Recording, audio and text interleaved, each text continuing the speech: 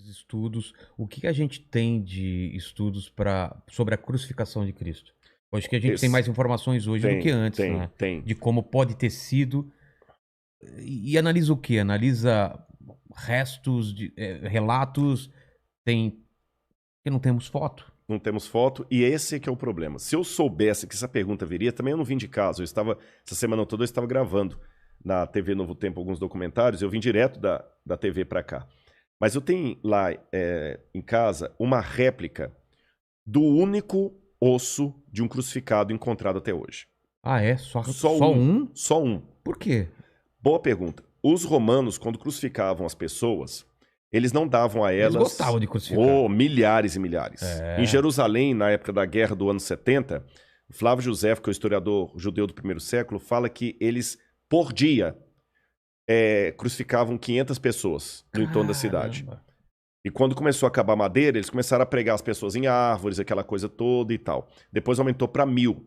E à noite eles punham fogo nos cadáveres, às vezes. Tá. Agora, a legislação romana, que ela está explícita em muitos textos, dizia que o condenado à morte de cruz, ele não tinha direito a um sepultamento digno.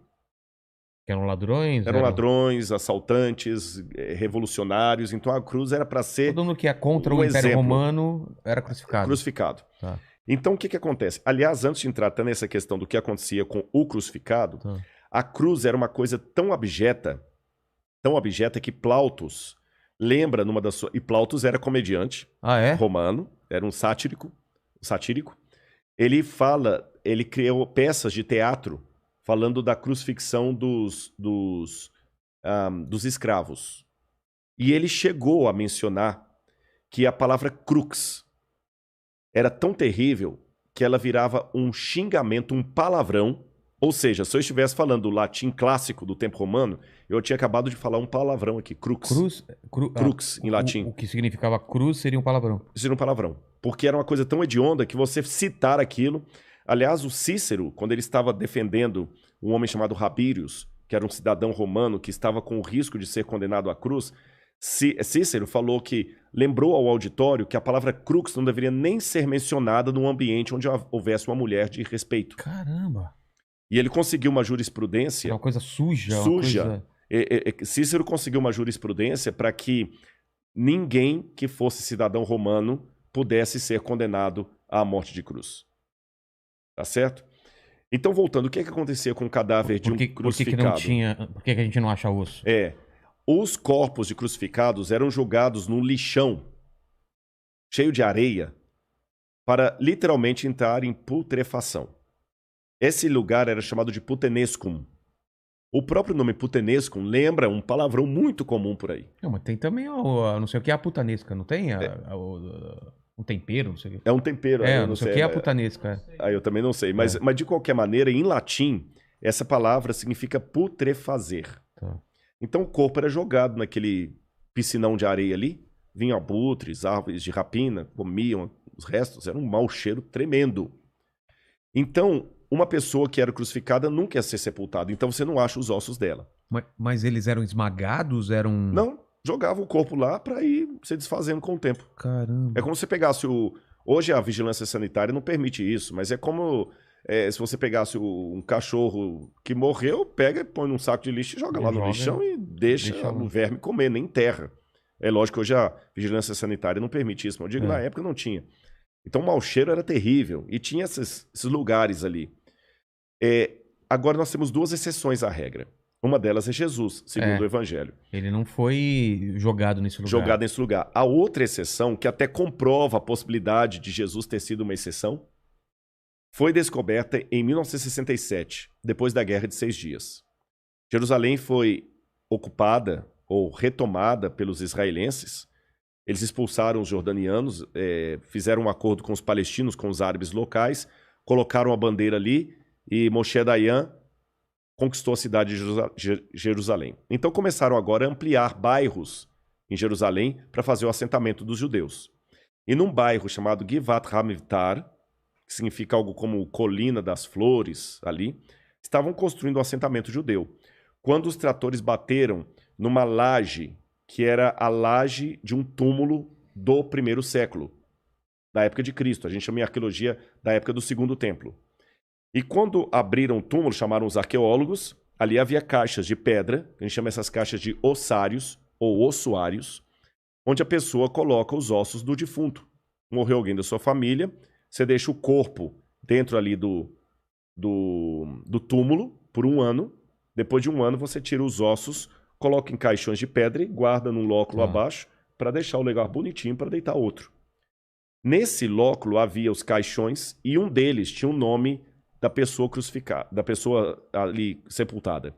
Yochanan ben Hagakol. Seria João, filho de Hagakol. E o osso dele estava quebrado ali, a parte do fêmur, Sim. como se alguém tivesse realmente dado uma pancada. E o calcanhar tinha um prego de crucifixão atravessando. O prego estava lá? O prego ou estava tinha só lá. o furo? O prego. Caramba. Até torto assim. Sim. Tá certo? Pregão. Um pregão mesmo. Tava ali. Então foi o primeiro e único exemplar de um crucificado. Antes disso, na verdade, os judeus tinham uma superstição que a gente não sabe de onde ela vem, a Mishnah fala dela, que um judeu carregava pregos de crucificados no bolso como amuleto de boa sorte, na época de Jesus. E muitos judeus, quando morriam, colocavam pregos de crucifixão dentro do caixão deles ali. Até o caixão de Anás e Caifás. Então, às vezes, alguns pregos desses vinham com um fragmento de osso, mas muito pequeno. Aquele não, estava atravessado no calcanhar. E alguém pode perguntar assim, e esse calcanhar era do Yohanan ou alguém colocou lá? Fizeram o DNA, era o mesmo esqueleto. Tá.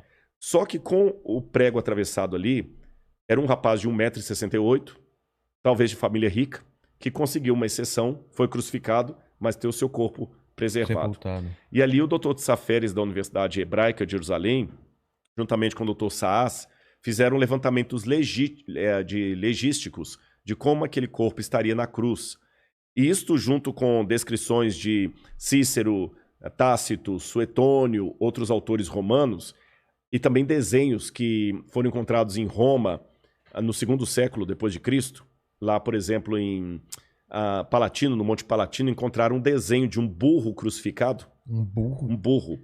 Porque na escola, o Tertuliano falou que havia muito uma gozação dos pagãos sobre os cristãos, que eles adoravam o deus cavalo. Porque Jesus era colocado como se fosse um jumento. Então, na escola de Palatino, uma escola de crianças ricas, eles desenharam um grafite na parede, um burro crucificado.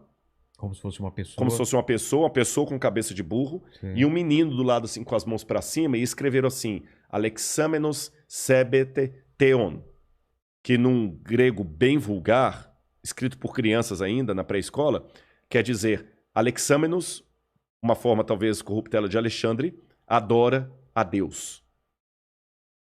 Nós temos também um desenho também que foi encontrado numa taverna de uma mulher também crucificada, de costas. Então, levantando tudo isso, o que a gente sabe? A morte da cruz era uma morte dolorosa, terrível.